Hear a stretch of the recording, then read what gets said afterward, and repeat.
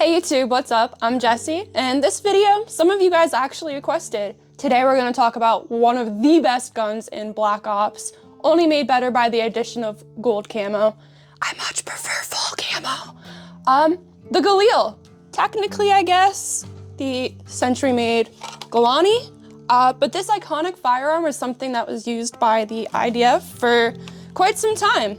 But before we get into this though, make sure you guys comment, like, subscribe. If you're extra cool, hit that notification button. But yeah, this firearm was used not only by the IDF, several other nations, South Africa, Sierra Leone, Nicaragua, you name it. But before we get into her, let's talk about her predecessor, the FN FAL. Not gonna get super deep into the history of this one. Forgotten Weapons does have an amazing video on these guys if you are curious on more of a history lesson. So the FAL was the service weapon used by the Israelis around the 50s. She did not come without complaints. You guys can see here, she's pretty tall and bulky, even compared to the Galil. Definitely got some weight. I love firing this thing. She is great to shoot, feels great, but I'm good for like 4 rounds before I tire out and don't want to use it anymore. Fatigue way too quick. But a bigger issue was the guys on the fields were seeing a lot of malfunctions when they were using these. Debatable if the malfunctions were because the conscripts were using the gas block as a fidget spinner, but either way, it wasn't working for them, and they decided that they needed something better. So cue the time in which the Israelis had gotten their hands on some AKs, and they realized pretty fast that this design was something that they needed to take advantage of, solved a lot of the issues that they were seeing with the FAL, and were able to take advantage of some of the engineering feats here. So, funny part of history, absurd, and this actually is just probably one of the most wildest things, dumb luck that this happened, but a man by the name of Yisrael Balashnikov, yes, with a B, was the one who actually worked on the design for this Galil here. A man who was 1 letter off from being the OG AK designer. Kalashnikov versus Balashnikov, 1 letter off. Got this together, was able to take some of the best parts of an AK, change it around a little bit, and get what you guys know today as the Galil. To avoid some confusion, some criticism and backlash, it was decided that he needed to change his name. So moving forward, Yisrael and the gun he designed were both called the Galil. Corporate needs you to find the differences between this picture and this picture. Intel has told us there are at least 7. They're the same picture. Let's see if Pam's intel is correct. 1, milled receiver. 2, left side safety. No. 3, side rail for optics. 4, rear sight on the back of the dust cover. 5, combo block for the front sight post and gas port. 6, upturn charging handle. 7, top hand guard, or lack thereof. Holy shit, guys, Pam's intel was correct. And before you guys type your angry paragraphs, yes, I do know there are more than 7 differences. To be fair, corporate said at least 7. We're not gonna nitpick all the tiny things. Those are some of the bigger differences that you're gonna see between a classic AK-47 and the Galil.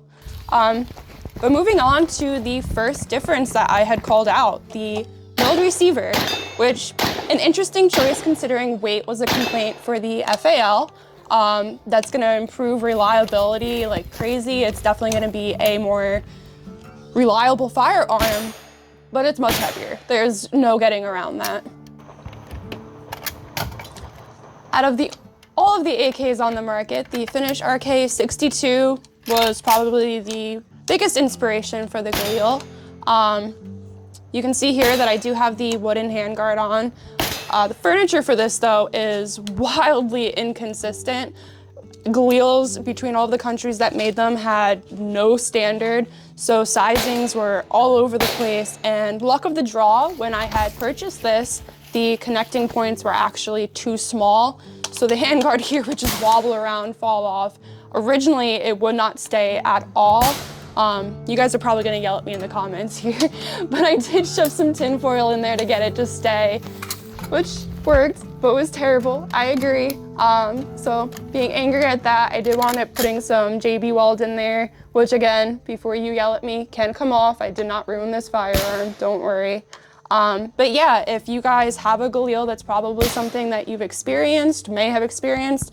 And if you're looking into it and want to try and get different furniture, different parts, that's probably something you're going to come into, whether it be too small, too large. The standardization was all over the place.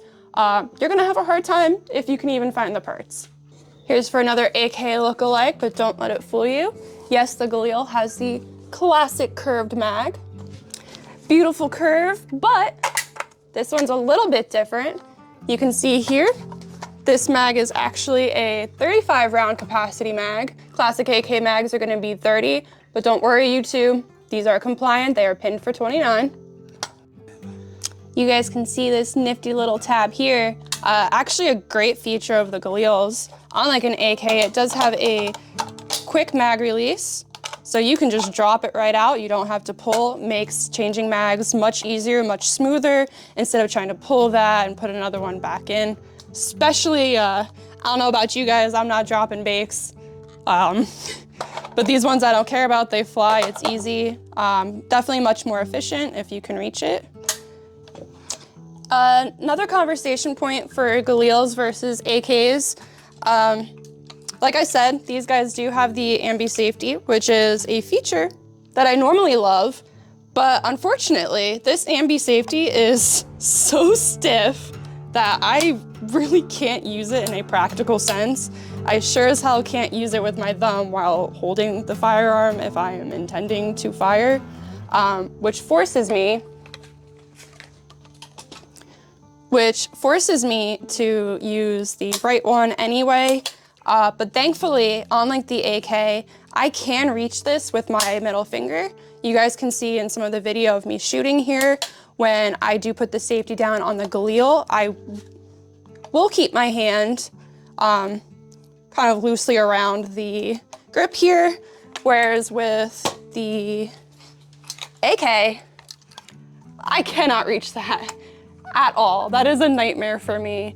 I'll take my hand off and use my thumb. So, I mean, the ambi is a nice theory. I can't use it either way. You guys might have better luck, bigger hands, better strength, but for me, it's not a feature that I could take advantage of. These stupid safeties as well. I know most of you are guys watching and can't relate, but I cannot keep nails while using them. If they're any longer than this, they inevitably break flipping that down, which kind of sucks, rip. But yeah, if you guys are in the market for new Galils, there's actually a lot more on the table for you to choose from. You guys can get the JRAs or the ATIs. I don't really know much about the ATIs, but the JRAs, from what I hear, are kind of a game of chance with if they're gonna work or not, which honestly is no different than this Galil Galani in my hand right now. So if you're a gambling man, good luck to you.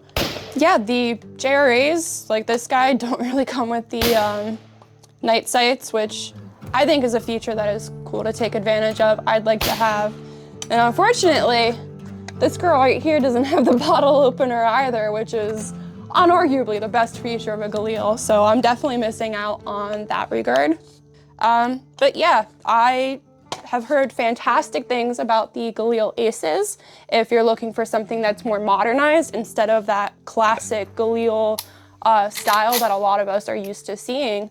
It's got a lot of the features that people appreciate in ARs, but at its core is still an AK, which is kind of neat. It does bridge that gap between ARs and AKs, gives you a little bit of both that you love.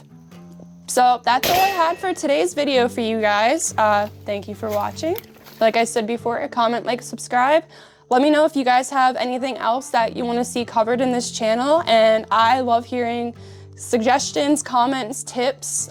So down below, if you guys have anything that you think I should try or fixes for stuff like this, whatever, I'm so happy to talk with you in the comments. So thank you guys for watching. And until the next video.